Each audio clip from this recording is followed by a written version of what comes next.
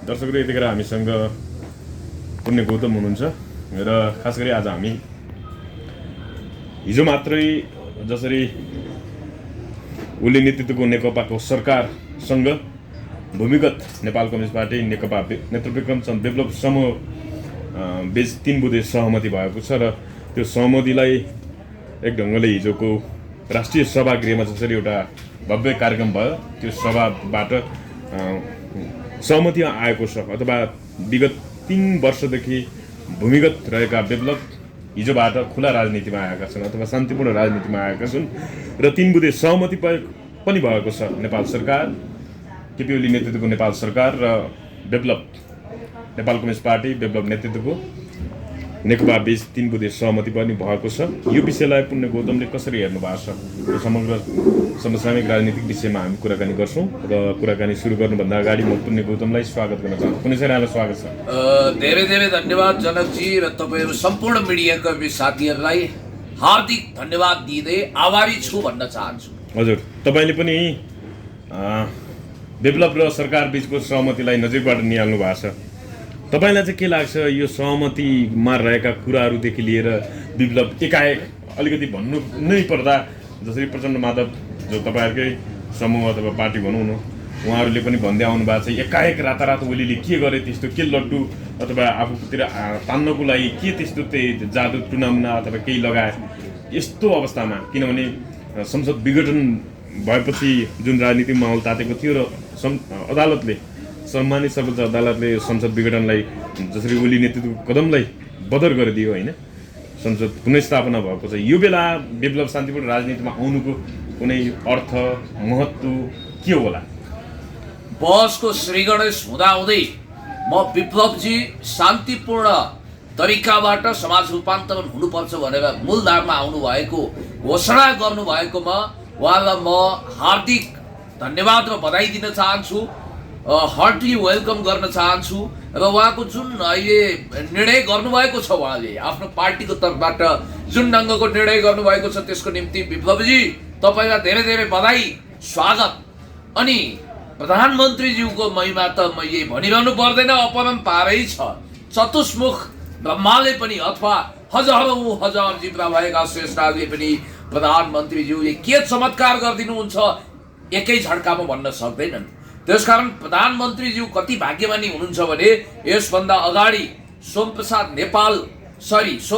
पाण्डेज्यूको नेतृत्वमा रहेको वार्ता कमिटीले जुन ढङ्गले एजेन्डाहरू ड्राफ्ट गरेको थियो, विप्लवजीसँग भित्रभित्रै सहमति गरेको थियो, त्यो सहमतिलाई कार्यान्वयन गर्नको निम्ति प्रधानमन्त्री अहिले आतुर देख्नुभयो। किनभने हामीले त्यतिखेर पनि भनेका थियौँ हाम्रा श्रद्धेय अध्यक्षद्वय कमरेड माधव कुमार नेपाल र कमरेड प्रचण्डले स्पष्ट रूपमा त्यतिखेर पनि विप्लवजीलाई हिंसा छोडाउने जिम्मेवारी हाम्रो हो, तर प्रतिबन्ध लगाउन हतार नगरौँ, किनभने सिके राउतलाई पनि दारा नङ्ग्रा झिकेर सर्कसको बाघ बन्नुपर्छ भन्ने मान्यता हामीले लिएका छौँ। नेतृत्वकै सरकारले गरे हो नि त सिके राउतसँग। हो, त्यतिखेर केपी ओलीज्यू उहाँको बहुरूपिया दृष्टिकोणको विषयमा मैले केही पनि भन्नु पर्दैन। तपाईँहरूले नै गर्दाखेरि विप्लवलाई पनि शान्तिपूर्ण राजनीतिमा आउन दिएनन्, के षड्यन्त्र गरे प्रचण्डले भन्ने कुराहरू पनि बजारमा हल्ला छन्।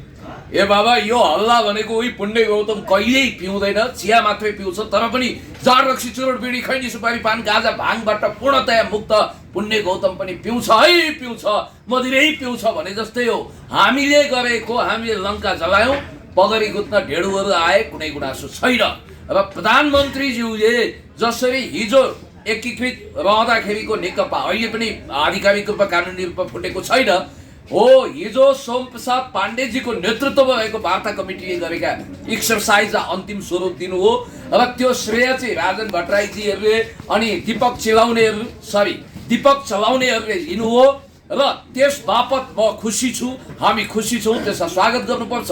र अर्को कुरा चाहिँ के भने प्रधानमन्त्रीज्यू हाम्रो स्मरण शक्ति तेज नै छ, हाम्रो सर्ट टर्म मेमोरी छैन।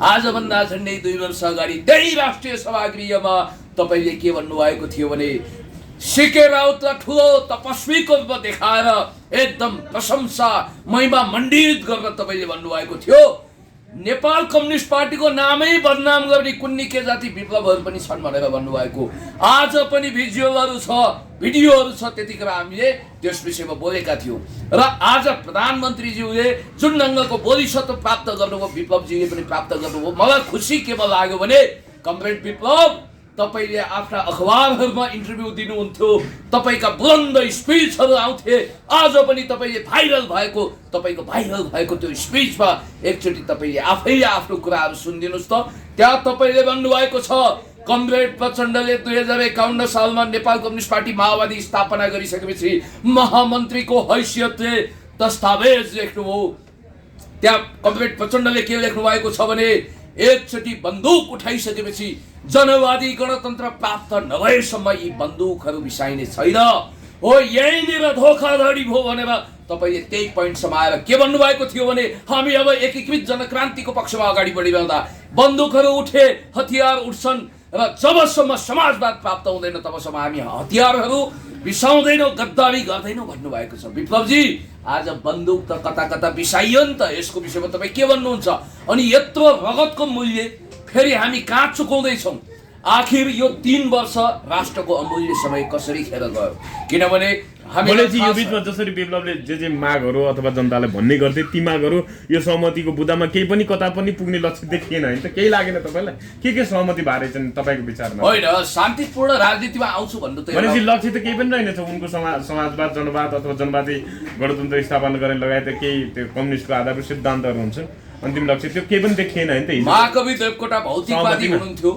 तर त्यसो भए यो भन्न सकिन्छ विप्लवले हतियारै नउठाए नि भयो भने किनभने शान्तिपूर्ण राजनीतिमा आउनको लागि किन हतियार उठाउने केही माग्ने म यी विषयमा आउँदैछु पत्रकार महोदय आखिर महाकवि लक्ष्मीप्रसाद देवकोटाले अन्तिम श्वास लिनु अगाडि जिन्दगीभरि भौतिकवादी हुनुहुन्थ्यो आखिर रहेछ श्रीकृष्ण एक भन्नुभएको थियो अरे विप्लवजीले पनि आखिर रहेछ शान्तिपूर्ण सङ्घर्षले एक भन्न खोज्नु भएको हो कि र अर्को कुरा म तपाईँलाई भन्छु कि विप्लवजीको तर्फबाट त्यतिखेर आगजनी हिंसा हत्या हुँदाखेरि करिब 5 जना नेपालीले ज्यान गुमाउनु भएको छ राज्यको तर्फबाट भएको हिंसामा पनि कैयौँले ज्यान गुमाएका छन् कैयौँ अङ्गभङ्ग भए हजारौँ मानिसहरूको पढाइ टुट्यो जेल जानु पर्यो के भयो यो बीचमा राष्ट्रको पनि करोडौँ अरबौँ जुन खालको आगजनीद्वारा सम्पत्ति नष्ट भएको छ यसको विषयमा जिम्मेवारी बोध सायद उहाँहरूले गर्नुहुन्छ हामीले भनेकै थियौँ जनता जनयुद्ध 2 को लागि तयार छैनन् जनविद्रोहको लागि रगतको भेल बगाउने पक्षमा छैनन्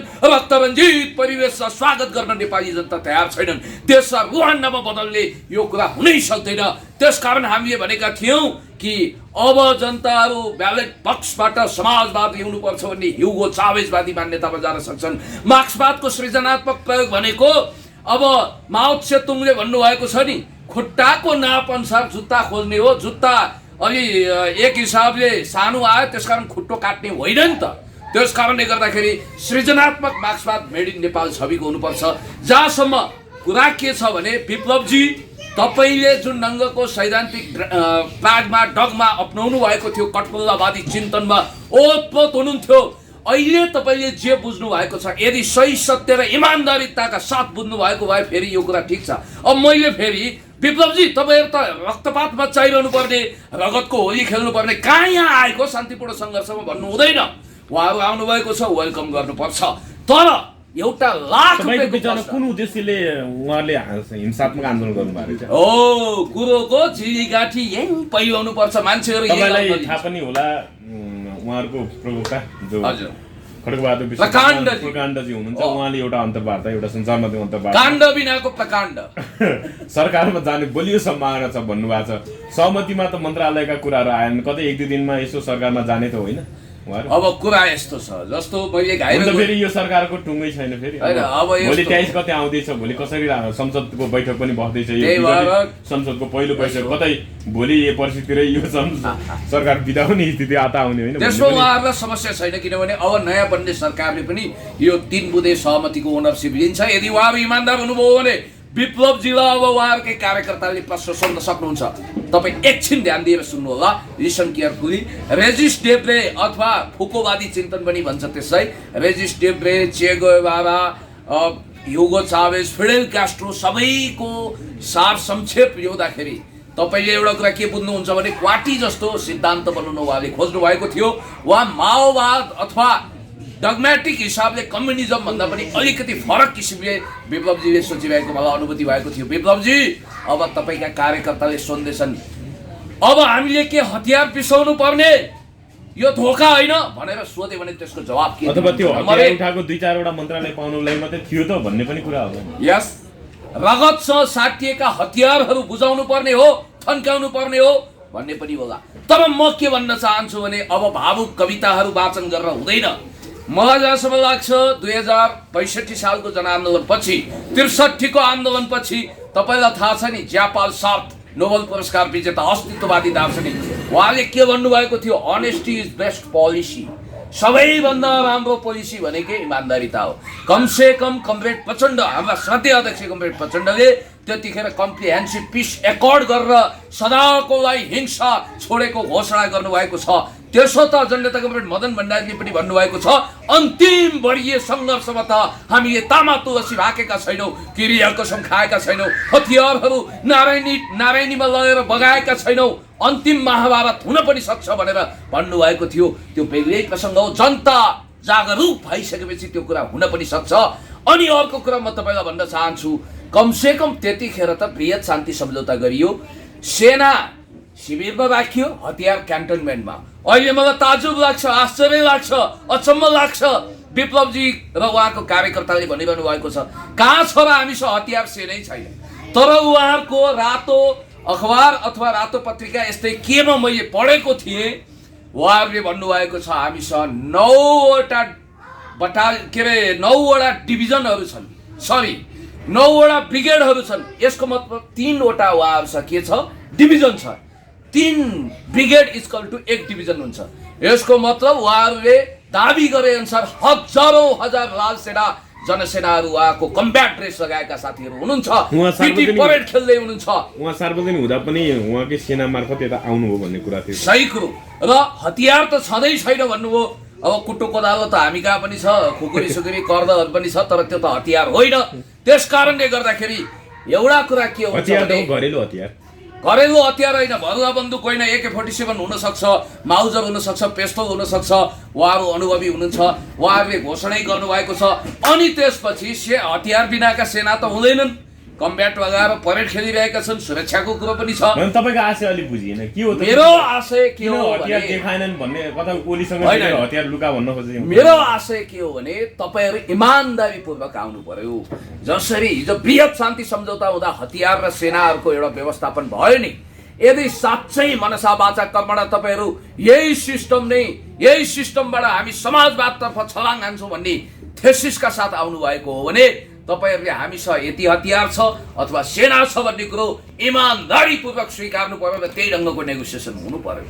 यदि अब उहाँहरूलाई डर के होला भने म तपाईलाई भन्न चाहन्छु, बहादुरी से पीछे हटो अर्थात् 2 स्टेप ब्याकवर्डको यदि उहाँहरूको नीति हो भने याद गर्नु होला, 2 कदम पछाडि भन्ने लेनिनीय मान्यतामा उहाँहरूले टेक्नु भएको हो भने हुन सक्छ कि उहाँहरू शक्ति सञ्चय गर्दै हुनुहुन्छ, शहरी जनविद्रोह भन्ने संगठन तयार गर्दै हुनुहुन्छ अनि नयाँ ढङ्गले अगाडि बढ्ने विप्लवजीहरूले ऋषि कटेल अथवा वैद्यजीहरूसँग सहकारी गर्दै अगाडि बढिरहनु भएको छ। अर्को कुरा के होला भने जेलमा भरिभराउ छन् उहाँहरूका कार्यकर्ता, राज्यसँग अहिले लडेर जित्न सकिँदैन। के गर्ने त आखिर भन्दा एउटा खोड्किला सम्झौता पनि गरौँ, हिजो युद्धकालमा पनि सम्झौताहरू भएका थिए भन्ने हिसाबले उहाँहरूले हेरेको होला। तर एउटा कुरा ख्याल राख्नु होला, दुवै हातमा लड्डुको नीति हुँदैन। या त उहाँहरू शक्ति सञ्चयको नाममा यसरी आएर बिलाउनु भएन, किनभने कार्यकर्ताहरूले त व्याख्याक्ति पार्छन्। कमरेड प्रचण्डलाई जे भनेर तपाईँ हिजो फेरि जनयुद्धमा रिट्रिट हुन खोज्नुभयो, त्यही प्रश्नले तपाईँलाई घेराबन्दीमा पार्छ कमरेड विप्लव भन्ने कुरा त होला। अनि अर्को कुरा अलिकति विप्लवजीको व्यक्तित्वमा जाउँ। धेरै मानिसहरू, धेरै विश्लेषक, धेरै प्रश्नोताहरू विप्लवजीलाई टाढाको हिमाल सम्झिन्छन्। पुण्य गौतमलाई भलिभाँति थाहा छ, आज पनि सिनेमाका दृश्यहरू जस्तै मेरो मस्तिष्कको क्यामेरामा ती रिलहरू घुमिरहेका छन्। पुराना दिनहरू, 48 सालको त्यो चिसो मौसम, म पनि स्कुले विद्यार्थी थिएँ, अलि चिरे खोर्सानी जस्तो थिएँ, अलि तेज तरार। अहिले त शक्ति अलिकति बुढो भएँ र त्यति बेला मेरा जुगादारीहरू छाडा रूपमा उम्रिने कोसिस गरिरहेका थिए। 15 वर्षको रहेछु, नाइट बस चढेर आइयो, रोमान्टिक भएँ। कुम्भेश्वरमा अखिल क्रान्तिकारीको राष्ट्रिय सम्मेलन थियो। त्यहाँ एउटा अलिकति धेरै अग्लो पनि होइन, धेरै होचो पनि होइन, अलि गोल मङ्गोल खालको अनुहार पनि होइन, ठ्याक्कै ब्राह्मण पनि होइन, त्यस्तो खालको एउटा अजीब युवाको फुर्तीफार्ती हेर्न लायक भयो। ताउल माउल पनि राम्रै छ। पछि बुझ्यो उहाँ त तात्कालीन अखिल क्रान्तिकारी ललितपुर जिल्लाको अध्यक्ष हुनुहुँदो रहेछ। उहाँको नाम रहेछ कमरेड नेत्र विक्रम चन्द। केन्द्रीय सदस्य हुनुभयो 48 सालको राष्ट्रिय सम्मेलनमा। अनि देवेन्द्र पौडेलजी महासचिव चुनिनुभयो। DR पौडेल म हार्दिक श्रद्धाञ्जली दिन चाहन्छु। उहाँ त अस्ति बित्नुभयो शिक्षा मन्त्री भएर पनि धनीराम भनेर पछि चिनियो। धनी त हुन सक्नु भएन, अब रामको प्यारो हुनुभयो कि भएन थाहा छैन, तर उहाँलाई हामी DR पौडेल भनेर चिन्थ्यौँ। हितमान सार्के अध्यक्ष हुनुभयो। यो कुरा तपाईँले बुझ्न सक्नुहुन्थ्यो। हुन्छ, कुम्भेश्वरमा त्यो हुस्सुको सिरकभित्र काठमाडौँ गुटुमुटु भएको बेला विप्लवजीको फुर्तीफार्ती त्यहाँ देख्न लायक थियो। उहाँ 51 सालसम्म विद्यार्थीको नेतृत्वमा रहनुभयो। 52 सालमा जनयुद्धको प्रक्रिया सुरु हुँदाखेरि उहाँ क्रमशः भूमिगत हुन थाल्नुभयो। मभन्दा 10 वर्ष जेठो, म 34 सालको वा 24 सालको।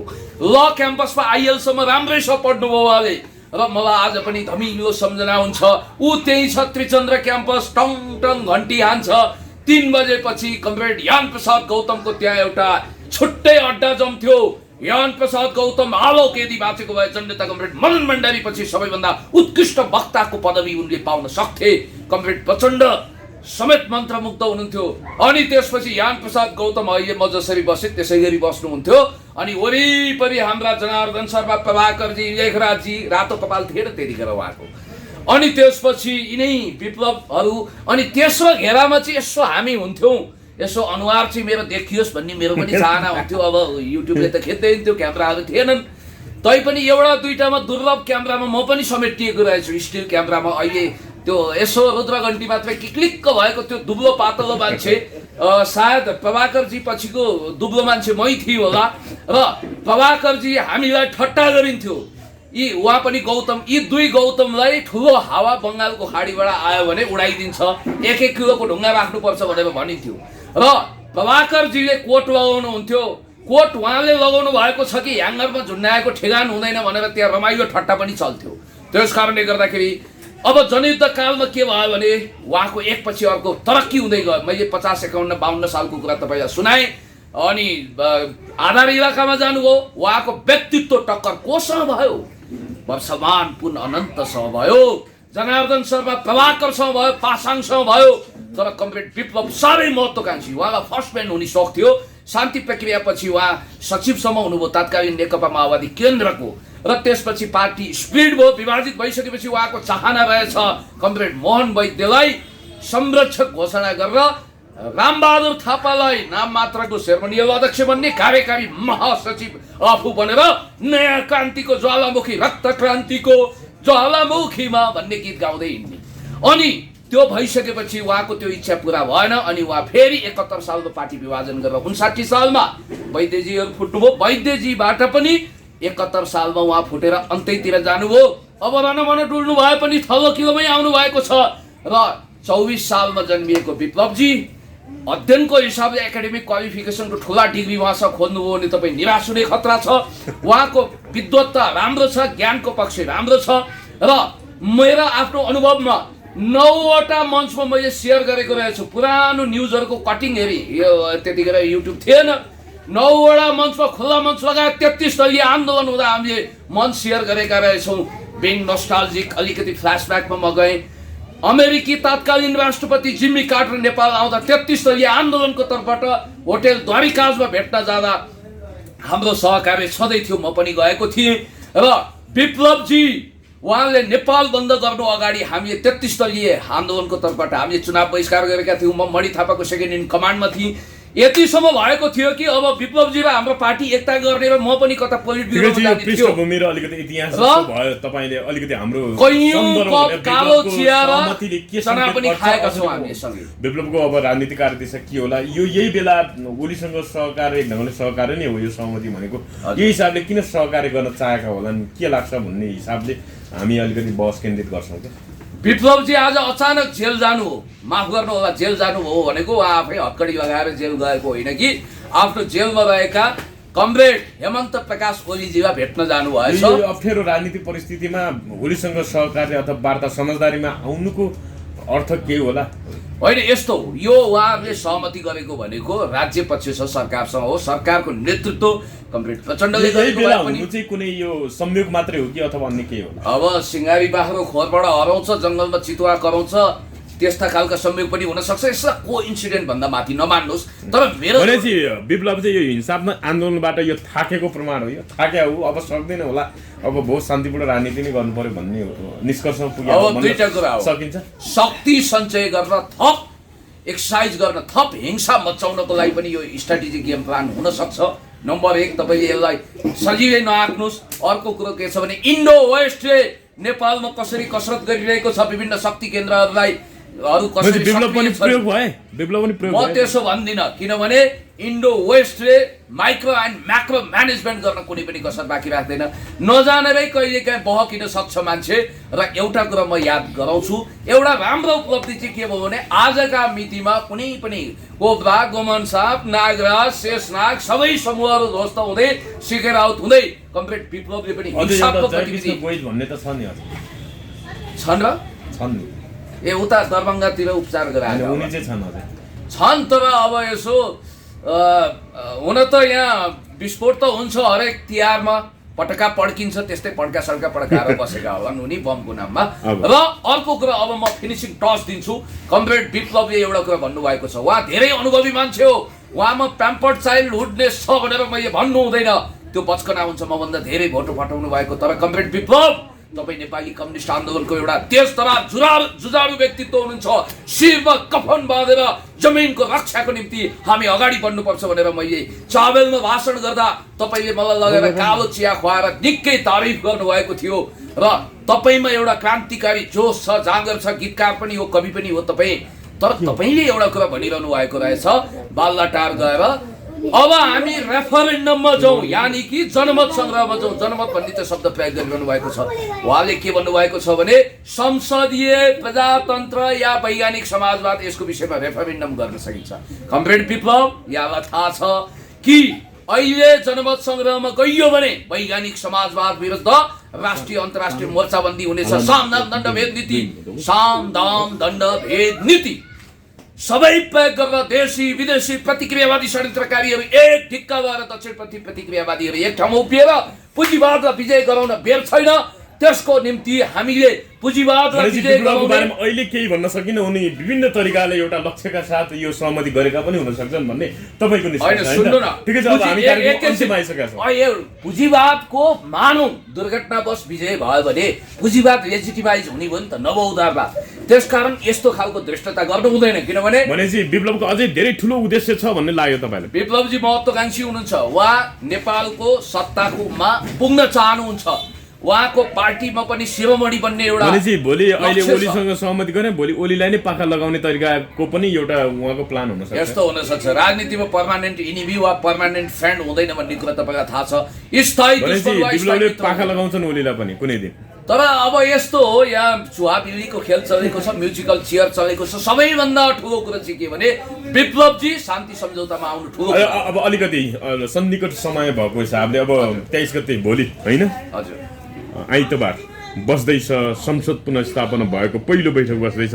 यसले नेपालको राजनीतिक कोष कतातिर जाला? यो ओली सरकार अथवा यो प्रधानमन्त्री ओलीलाई प्रचण्ड माधव समूहले काङ्ग्रेससँग मिलेर अथवा जसपा काङ्ग्रेस अरू दलहरूसँग मिलेर अविश्वास प्रस्ताव हालेर उनी बिदा हुने दिशातिर जाला, अथवा अझै यो ओली सरकार चाहिँ बलियो भएर जाला? के लाग्छ यहाँलाई? अब अन्त्यमा एउटा क्वेसन मात्रै। वन मन्त्रीज्यू, रुखहरूको कारण हामीले कार्बन डाइअक्साइड लिन पायौँ र अक्सिजन फ्याँक्न पायौँ।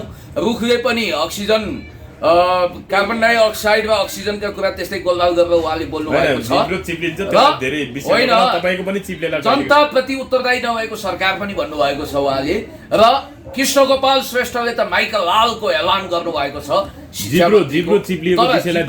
भएको होइन ज्ञानको कमी चेतनाको कमी लेभल अफ थिङ्किङ नै त्यति छ त्यस्तो मन्त्रीहरूको गोठ पालेर बस्नुभन्दा आनन्द छ बालकोटमा जाने पारिलो घाम ताप्ने अनि त्यो त तपाईको सुझाव सल्लाह तर तपाईले अलिकति अनुमान त गर्न सक्नुहुन्छ यति धेरै राजनीतिक राजनीतिक बहसहरुमा तपाई पनि संलग्न हुनु एक ढंगले एउटा दिशा यसरी जाला भन्ने एउटा तपाईको त्यो भनौं न अनुमान प्रक्षेपण त होला एकदम भोलि सरकार विदाई हुन्छ केही समय केही दिन पछाडी अथवा यही सरकार बलियो भएर जान्छ अवश्यमेव राधिका भाउजूको हातबाट बनाएको मिठो परिकार खान प्रधानमन्त्रीज्यूको भाग्यमा लेखिएको छ केही दिनपछि आत्मकथा प्रकाशनको तयारीमा लाग्नु हुनेछ हाम्रो भिडियो सरकार बिदा हुन्छ अब धेरै समय छैन ओली सरकार हाम्रो भिडियो हेर्न पनि उहाँलाई पर्याप्त समय चाहिनेवाला छ र तपाईलाई एउटा कुरा म स्पष्ट भन्छु कि अविश्वासको प्रस्ताव दर्ता लगभग भइसक्यो भन्दा हुन्छ भोलिको अधिवेशनबाट थाहा पाउनुहुन्छ र प्रधानमन्त्रीज्यूलाई आराम दिनको लागि अविश्वासको प्रस्ताव जरुरी छ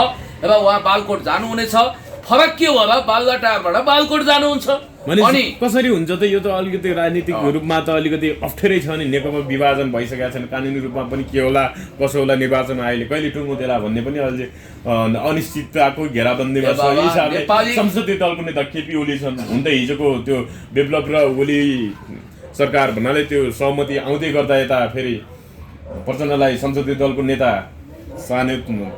छाने तपाईहरुको समूहले हैन प्रचण्ड माधव समूहको नेकपाले फेरि प्रचण्ड आफै भन्नुहुन्छ कि म त अहिले प्रधानमन्त्री हुन चाहन्न भोलि अब उहाँहरुकै प्रस्तावमा फेरि अभिषेक प्रस्ताव गर्यो भने त संसदीय दलको नेता नि प्रधानमन्त्री हुने हो यस्तो अब गाह्रो छ के गाह्रो छ नि तपाईले भने जस्तै सजिलै ओली बिदा हुन सक्ने आधार छैन गाह्रो छ असम्भव तपाईको प्रक्षेपण मिल्दा जस्तो लाग्छ गाह्रो छ असम्भव छैन अब हुनेवाला के हुन्छ भने अविश्वासको प्रस्ताव अवश्य पनि दर्ता हुन्छ मैले कांग्रेस जससँग मिलेर अविश्वास प्रस्ताव दर्ता हुन्छ कुनै डिजास्टरै भयो भने अविश्वासको प्रस्ताव फेल होला नत्र भने अविश्वासको प्रस्ताव पास भइसकेपछि प्रधानमन्त्रीज्यूले अब त्यहाँ नैतिकताको कुरै आउँदैन वैधानिकताको हिसाबले राजीनामा दिनुपर्ने अनिवार्यता हुन्छ उहाँले राजीनामा दिइसकेपछि संवैधानिक रिक्तता हुँदैन त्यसपछि संसदमा प्रधानमन्त्री को हुन्छ अब ल ठीक छ त्यो भयो प्रधानमन्त्री को होला प्रधानमन्त्री भनेको नेपाल कम्युनिस्ट पार्टीको संसदीय दलको नेता कमरेड प्रचण्ड हुनुहुन्छ यसमा कुनै डाउट छैन होला भनिरहनु भएको छ नि म चाहन्न भनेर जनताले देखाउने हात्तीको दुईटा दाँत हुन्छ भनेर पार्टीले जब उहाँलाई जिम्मेवारी दिन्छ होइन एउटा कुरा के छ भने नेपाली कांग्रेसको शेरबहादुरजीले पनि मुख मिठ्याएर बस्नु भएको छ तर कांग्रेसै विभाजन हुने भएछ शेरबहादुरजीको औठी सुमसुमाउने क्रियाकलापले गर्दाखेरि पाँचौं औठी उहाँले फेरि लगाउन नपाउने सम्भावना छ असम्भव भन्ने कुरा राजनीतिमा छैन तर अहिलेको लागि चाहिँ त्यो सिनारियो देखिन्छ बाबुराम भट्टराई के छ डाक्टर बाबुराम भट्टराई पनि एउटा पात्र हुन सक्नुहुन्छ तर मेरो चाहना चाहिँ डाक्टर बाबुराम भट्टराई होइन किनभने प्राकृतिक जनमत भनेको नेकपाकै तर्फबाट प्रधानमन्त्री हुनु हो बरु रामचन्द्र बाजेको तालुमा आलु फल्ने हो कि भन्ने सम्भावना राष्ट्रपतिको लागि हुन सक्छ त्यसो गर्दा शेरबहादुरजीलाई पनि सजिलो आगामी सलिड क्यान्डिडेट उहाँले उता राष्ट्रपतिमा थन्क्याइदिनुहुन्छ शेखर र शशाङ्कलाई त झन् आइसन्छु त्यसकारणले गर्दाखेरि रामचन्द्रजी राष्ट्रपति हुने सम्भावना रहन सक्छ र प्रधानमन्त्री नेकपाको तर्फबाट हुन्छ र नेकपाकै तर्फबाट हुनुपर्छ प्रधानमन्त्री दायाँ बायाँबाट ल्याउनु हुँदैन राष्ट्रपति हटाउनु पर्ने किन हटाउनु पर्ने आफ्नै पार्टीको राष्ट्रपति ए बाबा राष्ट्रपति भोलि फेरि त्यही रूपमा कटुवाल काण्ड राष्ट्रपति नेकपाकै तर्फबाट प्रधानमन्त्री हुने अब अरु के हटाउन खोज्ने अनि सरकारी अर्को निकायले अङ्गले हटाउन नदिने फेरि राजीनामा दिनुपर्ने घुम्दै फिर्दै रुम्जाटार भने जस्तो गर्नु भएन आकाशको राहु पातालको केतु एकचोटि नपरि कसरी चेतु पटक पटक खण्डर ठक्कर खाएका छौं विद्यादेवी भण्डारीज्यू विद्यादेवी पाण्डेको भूमिका निर्वाह गरेर प्रधानमन्त्रीको सहायक भएर काम गरिरहनु भएको छ र वरिष्ठ राष्ट्रपति आफ्नो राष्ट्रपति पदको डिजर्भ गर्नु भएको छैन त्यसकारणले गर्दाखेरि उहाँले नैतिकताको आधारमा पन्सिनुपर्छ या नेताले प्रचण्डले चाहिँ हामी राष्ट्रपति हटाउनतिर लाग्दैन भनिसक्नु भएको छ तपाईलाई हटाउन चाहन्छ तर झलनाथजी पनि हुन सक्नुहुन्छ हाम्रो प्रायोरिटी भनेको त हाम्रै पार्टीको तर्फबाट प्रधानमन्त्री राष्ट्रपति हुने हो हुनसक्छ विद्या भण्डारीज्यूको जागिर जोगिएला, त्यो बेग्लै कुरा हो। जागिर भन्ने त्यस्तो संस्थालाई तपाईँले जागिरै त हो, उहाँको चेतनै खरदार लेभलको छ, त्योभन्दा बढी छैन। मैले तपाईँलाई स्पष्ट भनौँ, उहाँको शैक्षिक योग्यता एकाडेमिक हिसाबले उहाँ पाबीको टिचर हो, जननेता पिएचडी माथि पुग्छन् भन्ने छ नि त। मैले त्यसो भन्न खोजेको होइन, चेतनाको कुरो गर्दैछु। मैले प्रदीप गेवालीज्यूले एसएससी मात्रै गर्नुभएको छ, तर उहाँलाई मैले हेला होचा गरेको छु। तपाईँलाई युट्युबमै अन्तर्वार्ता दिँदा रमाइलो लाग्छ भने तपाईँ त्यता जानुहुन्न नि त, आफ्नो क्षेत्र होला नि त, होइन? ए बाबा, मलाई रमाइलो लाग्छ कि लाग्दैन? युट्युब मात्रै आखिर रहेछ। श्रीकृष्ण एक युट्युबमा मात्रै रमाएर बस्छ, पुण्य गौतम सेरो फेरो सबै मेरो भन्दै युट्युबमा मात्रै ऊ रमाउँछ, छम मारो निनाच्छ भनेको छैन मैले। यो एउटा प्लेटफर्म हो, गजबको मिडिया हो, न्यू मिडिया हो। यसलाई देशको पक्षमा, जनताको पक्षमा, विकासको पक्षमा सदुपयोग गर्दै अगाडि बढ्नुपर्छ। हस्, धन्यवाद पुण्यजी। Thank you so much. अब आगामी दिनहरू सुखद हुनेछन्। विन्स्टन चर्चिललाई सम्झिनुहोस्, हरेक निराशावादीले सम्भावनाभित्र पनि सङ्कट देख्छन्, हरेक आशावादीले के देख्छन्? सङ्कटभित्र पनि सम्भावना देख्छन्। त्यसकारण हामी उज्यालो क्षितिज देखिरहेका छौँ। धन्यवाद, नमस्कार।